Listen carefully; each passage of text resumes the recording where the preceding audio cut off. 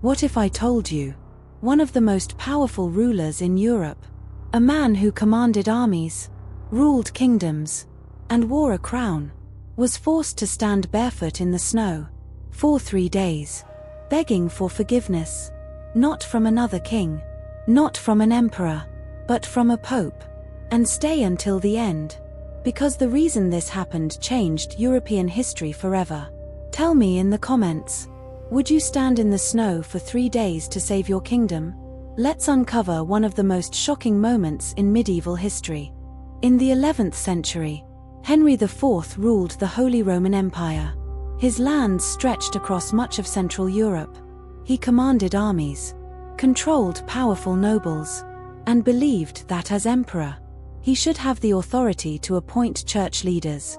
But there was one man who disagreed: Pope Gregory VII.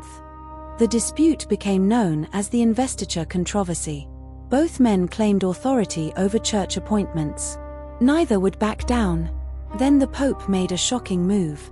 He excommunicated Henry.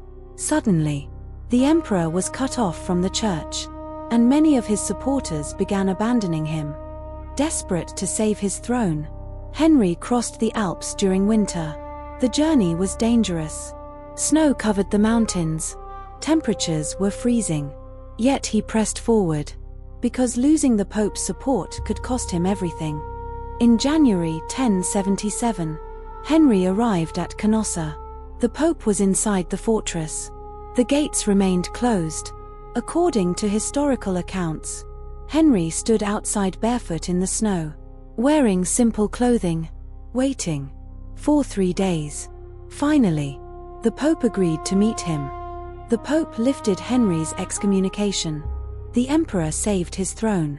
But the conflict between church and state would continue for years. Even today, the phrase "going to Canossa" is remembered as a symbol of humiliation and political survival. One of Europe's most powerful rulers stood barefoot in the snow, not because he wanted to, but because he had no choice. His survival depended on it. More than 900 years later, the walk to Canossa remains one of history's most dramatic political moments. Tell me in the comments, would you humble yourself to save everything you had built? And if you love unbelievable true stories from history, subscribe now, because history is filled with moments stranger than fiction.